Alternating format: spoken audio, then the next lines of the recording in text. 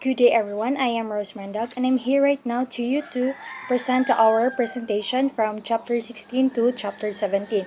So from chapter 16 it is entitled In Belgian Brussels from 1890, and then chapter 17 which is Misfortunes in Madrid from 1890 to 1891. So we are from group 7, so my group mates are yours truly, then Anki Maricel and Irulon Jane.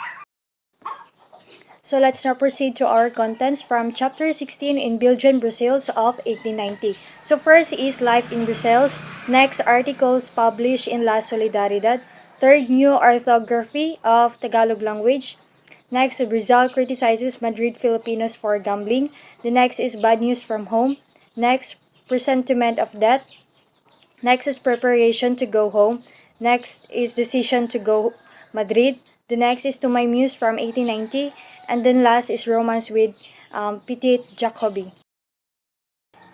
And then now let's proceed to the contents of chapter 17, which is entitled Misfortunes in Madrid from 1890 to 91. So first is Failure to Get Justice for Family. Next is Rizal's Eulogy to Panganiban.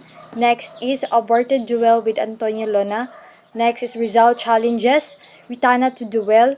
Next is Infidelity of Leonor Rivera. Next is Rizal del Pilar rivalry. The next is Rizal abdicates his leadership. And lastly, this Adios Madrid. And then now let's proceed to chapter 16 in Belgian Brussels of 1890. So I will tell you what are the happenings or what happened in this time. So on January 28, 1890, Rizal left the Paris for Brussels, which is the capital of Belgium. So there are two reasons why Rizal impelled to leave Paris. So first is the cost of living in Paris was very high because of the Universal Exposition. The second reason is the gay social life of the city hampered his literary works, especially the writing of his second novel, which is entitled El Filibusterismo. So, his friends, including Marcelo H. de Pilar and Valentin Ventura, were of the belief that he left because he was running away from a girl just as he left in London. But Rizal told that the reason for his leaving in Paris was economic because his money was dwindling. Ventura generously invited him to live with him in Paris without paying rent, but Rizal could not accept Ventura's invitation, for he had a high sense of dignity, and Rizal would not accept charity for any man. So let's now proceed in life in Brussels. So when Rizal moved to Brussels, he was accompanied by Jose Albert. So they live in a modest boarding house on Rue Philippe Champagne, which was run by two GCB sisters, which are Suzanne and Marie. So later, when Albert left the city, he was replaced by Jose Alejandro, was an engineering student. So in Brussels, Rizal was busy writing his second novel, which was a continuation of the Nole. So aside from writing each chapter, he wrote articles of La Solidaridad and letters to his family and friends. So next is he said that being a physician, he spent part of his time in a medical clinic. So for recreation, he had gymnastics in a gymnasium, and also he target practice about fencing at the armory. So the next he wrote to Antonio Lona. He said that I go to the clinic, I read, I write, I go to the gymnasium, and to the armory. So speaking of shooting, I am sending you a target containing 10 bullets holes. It was 7.5 meters from me at 25 meters. I can put all my shots into a 20 centimeters target. And then now let's continue the content of life in Brussels. So speaking of Rizal's fragility, Jose Alejandro, which is his roommate in Brussels. So he said that in Brussels we took our meals in a house, and Rizal on one occasion suggested that we eat pancit. We were spending so much a day, and so we spent one day's appropriation for the purchase of the necessary ingredients. So for later they they noticed that they have an error in calculating all the ingredients for the pancit. So that's why in order to remedy the error, they compelled to have pancit for lunch and supper for 2 days. And now let's proceed to the articles published in La Solidaridad. So during the Rizal sojourn in Brazil, Rizal wrote an article for La Solidaridad in defense of his oppressed people and to point out the evil of Spanish rules in the Philippines. So there are 10 articles of Rizal wrote. So first is a La Defensa, which is to La Defensa. So on April 30, 1889, this was a reply to an anti-Filipino writing of a Spanish author, which is Patricio de la Escosora, which was published by La Defensa on March 30, 1889. And now let's proceed to the second article. So it was entitled La Verdad para Todos, which is in English, The Truth for All. So on May 31, 1889, Rizal's defense against the Spanish charges that the native local officials were ignorant and depraved. The next is the third article entitled Vicente Barrantes, which is Teatro Tagalog. So on June 15, 1889, in this article, Rizal exposes Barrantes' ignorance on the Tagalog theatrical art.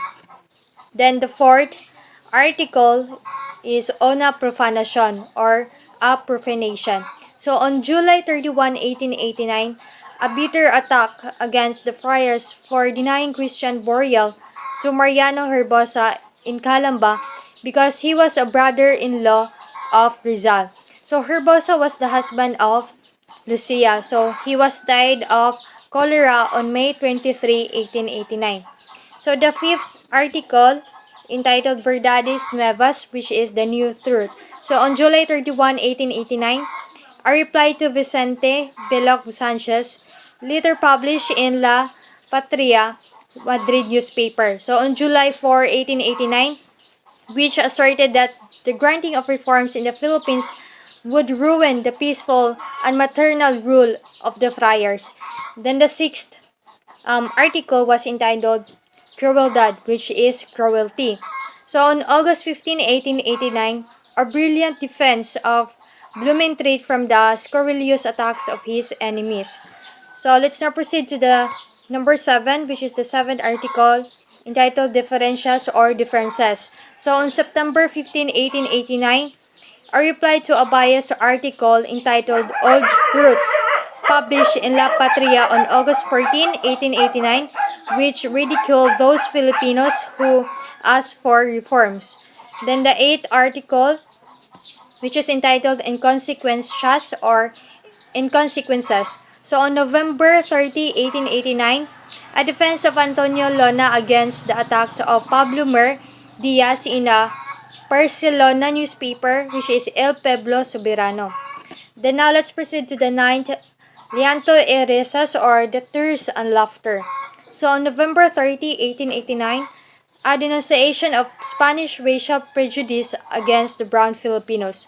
So Rizal mentioned in this article how the audience, composed mostly of Spanish and mestizos, stopped applauding when he received first prize in the literary contest in 1880 because of his brown color. And now let's proceed to the last article, which is entitled Ingratitudes or Ingratitude. So on January 15, 1890, a reply to Governor General Valeriano Weyler, who, while visiting Calamba, told the people that they should not allow themselves to be deceived by the vain promises of their ungrateful sons. And now let's proceed to the new orthography of Tagalog language. So in spite of Rizal, he had a lot of knowledge about foreign languages and he had a European education, but still Rizal loved his own native language. So Rizal was the first to advocate the Filipinization of its orthography. For instance, letters K and W should be used instead of the Spanish C and O. For example, salakot to salakot. So in the Spanish, they use letter C, while in the Filipino, we use letter K. So Thus, the Hispanized Tagalog word salakot, which is peasants, headgear. So, should be written salakot, and the Hispanized Tagalog term araw be changed into araw. So araw in Spanish, it is spelled in A-R-A-W, while in the Filipino, it is it's spelled like A-R-A-W. So, as early as in September 1886, when he was in Lipzig, Rizal adapted in Filipinized Tagalog orthography in his Tagalog translations of Schiller's Wilhelm Tell and Andersen's fairy tales. So, and again, he used it in his first novel, No Limitangere, in Berlin, 1887. So, while he was sojourning in Brazil, in his article entitled Sobre la Nueva Ortografía de la Lengua Tagala, the new orthography of the Tagalog language was published in La Solidaridad on April 15, 1890. So in this article, he laid down the rules of the new Tagalog orthography, and with modesty and sincerity, he gave the credit for the adoption of his new orthography. So to Dr. Trinidad H. Pardo de Tavera. So he was the author of the celebrated work El Sanscrito en la Lengua Tagala, which is Sanskrit in the Tagalog language, which was published in Paris on 1884. So it was written there that I put this on record, wrote Rizal, so that when the history of the orthography is traced, which is already being adopted by the enlightened Tagalists, that what is Caesar's be given to Caesar.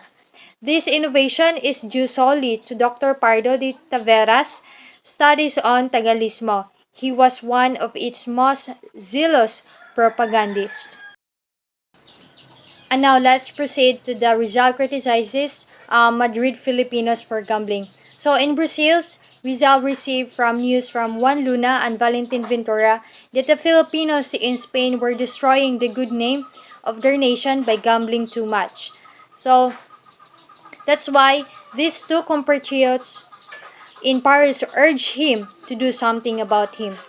So on May 28, 1890, Rizal wrote to Marcelo H. del Pilar to remind the Filipinos in Madrid that they did not come to Europe to gamble, but to work for their fatherland's freedom. So his letter runs as follows. He said that Luna in Paris complains of the gambling of the Filipinos in Madrid. So does Ventura. They say that according to news from the Philippines, the parents are very much disgusted. I am afraid we are serving the prior scheme. There is nothing at home to remind them that the Filipino does not come to Europe to gamble and amuse himself, but to work for his liberty and for the dignity of his race. It is not necessary to leave the Philippines to gamble, for they already gamble very much. If we, who are called upon to do something, if we, in whom the poor people place their modest hopes, spend our time in these things precisely when the years of youth should be employed in something more noble and lofty, for the very reason that the youth is noble and lofty. I fear much that we are fighting for a useless illusion, and that instead of being worthy of liberty, we are worthy of slavery. And I appeal to the patriotism of all Filipinos to give the Spanish people proof that we are superior to our misfortune, and that neither are we capable of being brutalized, nor can our noble sentiments to be defended with the corruption of customs. And result also that the gambling Filipinos in Madrid were angry when they learned of Rizal's moralizing. They derisively called him Papa or Pope instead of Pepe.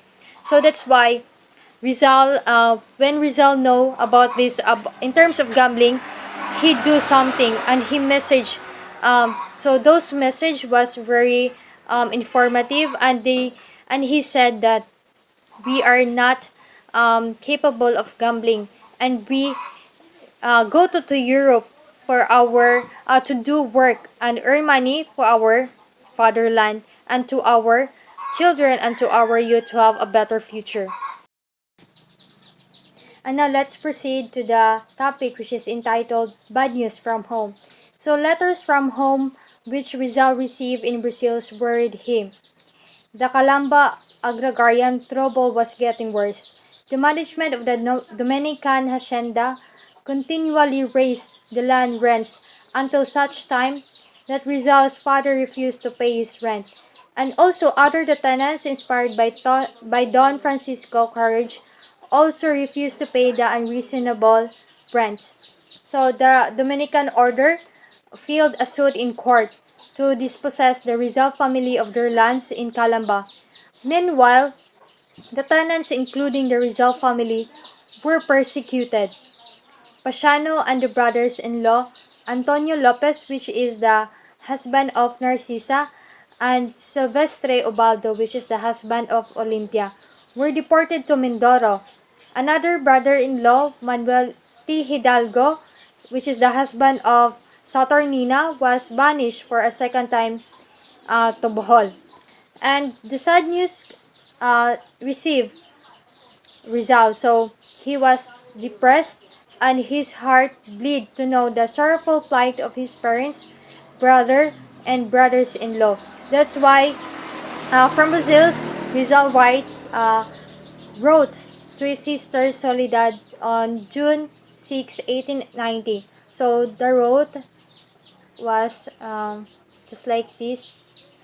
He said that I have caused much harm to our family, but at least there remains to us the consolation of knowing that the motive is not disgraceful, nor does it humiliate anybody. On the contrary, it raises us up and gives us more dignity in the eyes of our very enemies themselves. To fall with the head high and the brow serene is not to fall, it is to triumph. The sad thing is to fall with the stain of dishonor.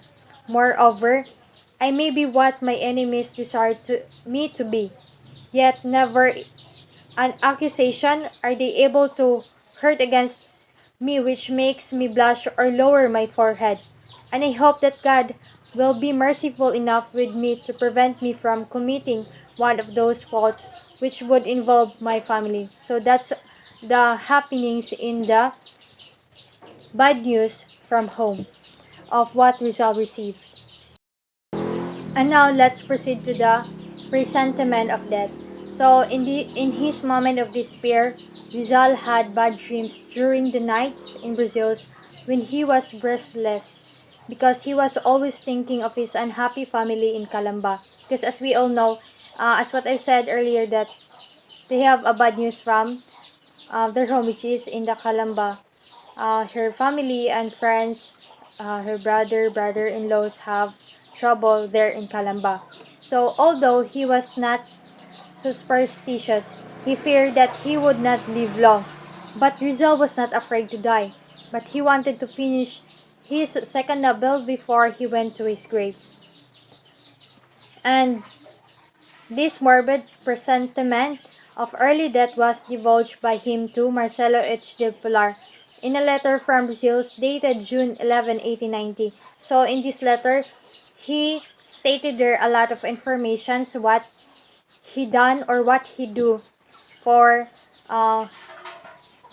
what he do during the bad times in her home, and he was not afraid to die in everything what happened. So this letter said that sad presentiments assault me though I do not give them credence. In my childhood, I had a strange belief that I would not reach 30 years of age. I do not know why I thought this. There were 2 months during which almost every night I had no other dream that my friends and relatives were dead. Once I dreamed that I descended by a path, a multitude of persons seated, dressed in white, with white faces, silent and surrounded by white light. There I saw my two brethren, one of them already dead and the other one still alive. Although I do not believe in these things, and although my body is very strong and I have no illness and I have no fear, I am preparing myself for that and for my eventuality. Laong Laan, which is ever ready, is my true name. For this reason, I want to finish at all costs the second volume of the Nole, and if it is possible, I do not want to leave unfinished what nobody else could continue. Do not believe that I am depressed or sad. Every 2 days I go to the gymnasium and practice fencing and shooting, but who can tell any misfortune that may come? So when Rizal know those bad information or bad news from his home, he go to the gymnasium and do practice about fencing and also the shooting and also the um, all those activities to make himself better. So that's the end of my report, and now let's proceed to Anki Maricel to share all the informations to the next topic.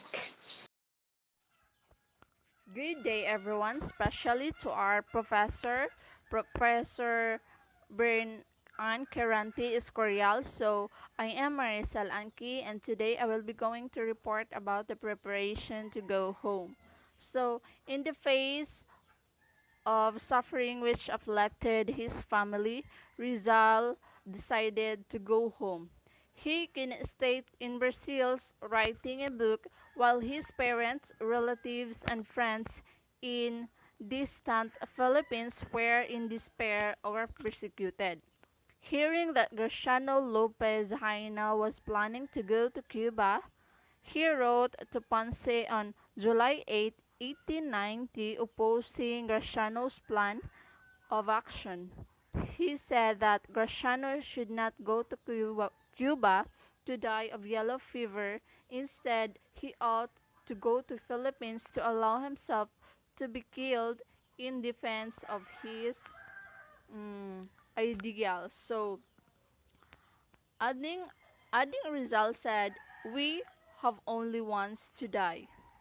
And if we do not die, well, we lost an opportunity which will not again be presented for us." So in another letter um, to Ponce, dated July 18, 1890, he expressed his determination to go home as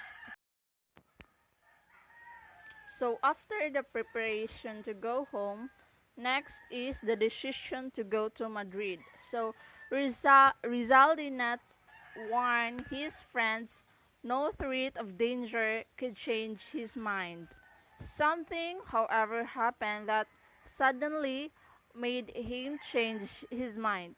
It was a letter from Prasciano which related to the loss of the case against the Dominicans in Manila, but they appealed it to the M.H. Del Pilar on June 20, 1990, retaining the latter's services as lawyer.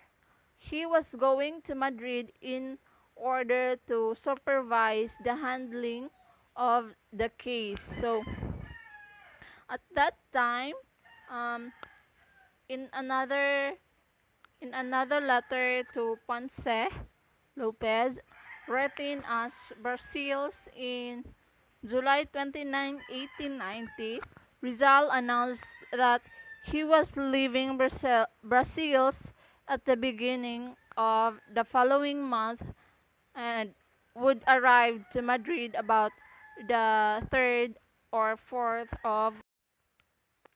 So, after decisioning to go to Madrid, Rizal wrote entitled To My Muse in 1890. So, it was against a background of mental anguish in Brazil during those sad days when he was worried by his family disaster that he wrote his pathetic poem a me.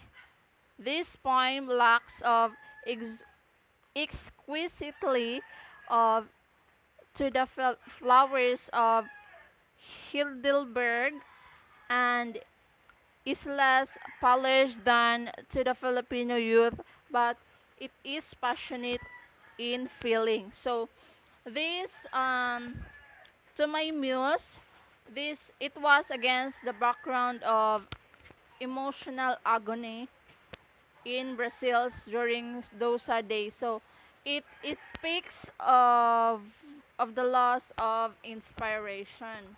So that's the reason why Rizal wrote this, and which which is in the form of talent. So after after ato, next nga nahitabo is the romance with Petit Jacobi. So two things brought some measure to share to the despondent rather of Rizal as he preparing for his trip to go to Madrid. So first is the um, summertime festival of Belgium, which was celebrated in carnival style with colorful costumes, fantastic floats, and many days of merriment. So second is his romance with Petit Jacobi.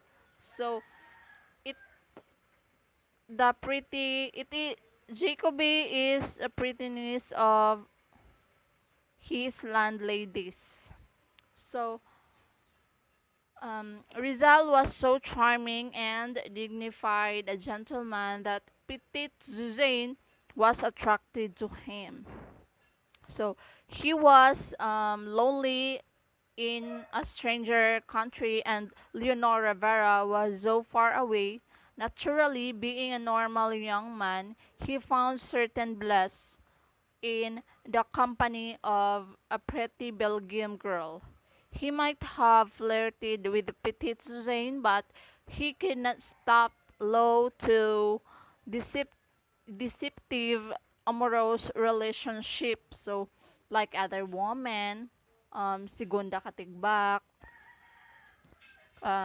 Giti, Beckett, Consuelo Ortega, Paris, and Nearly boasted Suzanne fell in love with Rizal. She cried when he left toward the end of July 1890 because Rizal go to Madrid, stopping for a few days in Paris. So although Rizal was a faraway Madrid, Suzanne could not forget him and she wrote to him in French. So si Suzanne is nisulat which it's ended with a question with the sentence goodbye. You know, with one word you can make me very happy. Happy. And then and she also asked if aren't you going to write to me? So and now let's move on and proceed to chapter 17, which is the misfortunes in Madrid in 1890 to 1891. So, in this chapter, chapter 17, Misfortunes in Madrid, 1890 to 1891, early in August 1890, Rizal arrived in Madrid. He tried all legal means to seek justice for his family and the Colomba tenants, but failed. So, after that disappointment after disappointment piled on him. So he until the cross he bore seemed unsuperable to carry. He almost felt two duels, one with Antonio Luna and other with Wencelso Iritana. On top of his misfortunes, Leonor Rivera married a British engineer. So at this time, si Leonor Rivera na naminyo po og British. And then British nga engineer. Then the infidelity of the girl with whom he was engaged of 11 years broke his heart. With the resilient strength of character, he survived the bitter pangs of love's disillusionment and continued his mission to redeem his oppressed people. So after that, next scenario was the failure to get justice for his family. So upon arrival in Madrid, Rizal sought the help of the Filipino colony, the Association Hispano-Filipina, and the liberal Spanish newspaper La Justicia, El Globo, La República, El Resumen, etc. in securing justice for the oppressed Calamba tenants, including his family.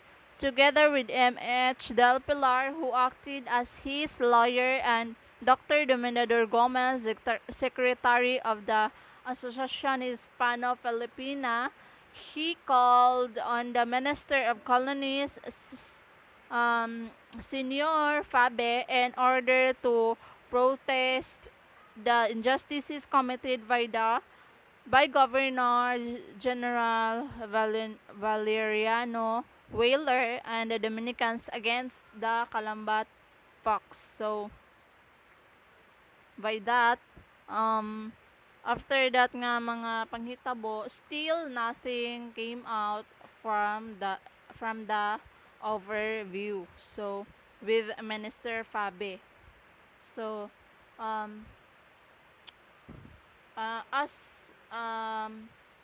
with Minister Fabe as El Resumen, a Madrid newspaper which sympathized with the Filipino cause, said to cover the ears, open the purse, and fold the arms. This is the Spanish colonial policy. So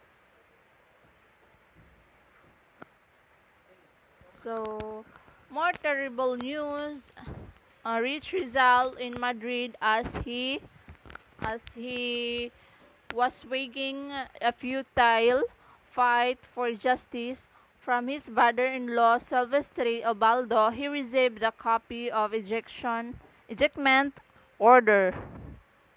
And then from his sister Saturnina, he learned of the deportation of Pasiano Rizal, Antonio Lopez, Silvestre Obaldo, Tiong Mateo Elejorde, and Dandoy Dr. Rizal, relative to the Mindoro. These unfortunate deportees were arrived in Calamba, were shipped out of Manila on September 6, 1890. So, in depression, in desperation rather, Rizal sought the aid of liberal Spanish statesmen who were former members of ministry, including Bocera Maura rather. Again, he was disappointed, for this statement merely gave him honeyed words of sympathy and nothing else. So, Blumentritt in the Litmerit, hearing his friend plight, urged him to seek Queen Regent Maria Cristina then ruler of Spanish during the minority of Alfonso XIII. But how could he see her majesty? He had neither powerful friends to bring him to the queen's presence, nor gold to grace to the palms of influential countries. So that ends the failure to get justice. So let's proceed. So and now this is my last part of report, which is the Rizal's eulogy to Panganiban. So barely had Rizal settled down in Madrid when he experienced another disappointment. This was the doleful news that his friend Jose Jose Maria Panganiban, his talented co-worker in the propaganda movement, died in Barcelona on August 19, 1890. So, after a lingering illness, he deeply mourted the passing of this Bicol hero. So, he mourned with a sorrowing heart. Rizal took up his pen and wrote a great eulogy to Panganiban as follows. So, si Panganiban, Rizal wrote nagsulat siya og eulogy letter as his heartful nga nahitabo sa iyahon, or as being affected, um, and he kanang condolences sa sa iyang friend nga si Jose Maria Panganiban. So I think this is my last report, my last part of the last part rather of my report. So this ends by Rizal's eulogy to Panganiban. So that's all. Thank you and stay safe, everyone. So good day, ma'am. My name is Jane Erolan. My topic for this chapter is also first is the aborted duel with Antonio Luna. Towards the end of August 1890, Rizal attended a social reunion of the Filipinos in Madrid. At the time, Luna was bitter because of his frustrated romance with Nelly Bosted. The Filipinos were shocked by the incident. They tried to pacify Rizal and Luna, pointing out to both that such a duel would damage their cause in Spain. Next is Rizal challenges Ritana to duel. Rizal was by nature neither hot-tempered nor pugnacious, but with the honor of his people, family, women, or friends was Burmese. He never hesitated to fight even if he were risking his own life. On other occasion, he challenged man to a duel Wenceslao Iritana, his bitter enemy of the pen. Ritana Wenceslao Iritana, a talented Spanish scholar, was then a press agent of the friars in Spain. He used to attack the Filipinos, including Rizal, in various newspapers in Madrid and other cities in Spain. One day, he imprudently wrote an article in La Época, an anti-Filipino newspaper in Madrid, asserting that the family and friends of Rizal had not paid their rent, so that they were ejected from their lands in Calamba by the Dominicians. The incident silenced Ristana's pen against Rizal. He developed a great admiration for the latter, and years afterward, he wrote the first book-length biography of the greatest Filipino hero, whose talent he came to recognize and whose martyrdom he glorified. So next is Infidelity of Leonor Rivera. In the autumn of 1890, Rizal was feeling bitter at so many disappointments he encountered in Madrid. Early in December 1890, with the cold winds of winter sweeping across the shivering city, Rizal received a letter from Leonor, announcing her coming marriage to an Englishman or the choice of her mother, and asking his forgiveness.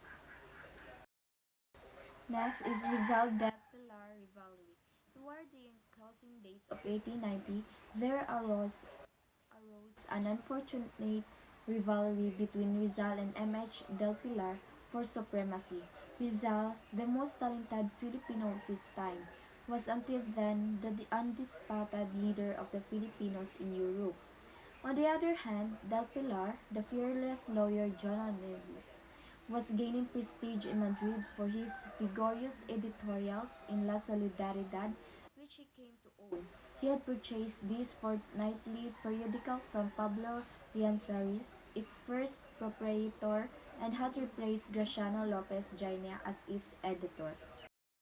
As leader, Rizal tried to imbue his his compatriots with his own idealism, for he believed that to gain prestige for the propaganda movement and to win the respect of the Spanish people, they must possess high standards of morality, dignity, and spirit of sacrifice. The editorial policy of La Solidaridad under Del Pilar's management enhanced the cleavage between Rizal and Del Pilar. So next is the Rizal abdicates his leadership. The election took place during the first week of February 1891. The Filipino were divided into two hostile camps, the Rizalistas and Pilaristas. From the very beginning, on the first day of voting, Rizal was winning, but he could not obtain required two-thirds to be proclaimed responsible. On the second day of balloting, the result was again indecisive. Rizal won, but the votes cast for him did not reach the required two-thirds. On the third day, Mariano Pons appealed to his countrymen with stirring eloquence to vote for Rizal. Some Pilaristas evidently heeded his plea. Having obtained the necessary two-thirds vote, he became the responsible. Rizal cautiously declined coveted position. Next is the Adios Madrid. Rizal wrote a brief note thanking his compatriots for electing him as a responsible. Sadly, he packed up his bags, paid his bills, and boarded a train leaving for Biarritz. As his train pulled out of the railway station, he gazed through its window at the city of Madrid, where he was happy during his first sojourn. 1882 to 1885, but unhappy on his second visit 1891 to 1891. It was the last time he saw Madrid. His agonizing heart bade goodbye to the metropolis of which he had written years ago. So mauni iyahang gigama nga note. Madrid is one of the gayest cities of the world, which combines the spirit of Europe in the East, which has adopted the orderliness, the convenience, the bon ton of civilized Europe without disdaining, without repelling. The brilliant colors, the ardent passions, the primitive customs of the African tribes, of the chivalrous Arabs whose traces are still recognizable everywhere, in the look, feelings, and prejudices of the people, and even in their laws. So that's the end of our report, and I hope you learned something from it. Thank you.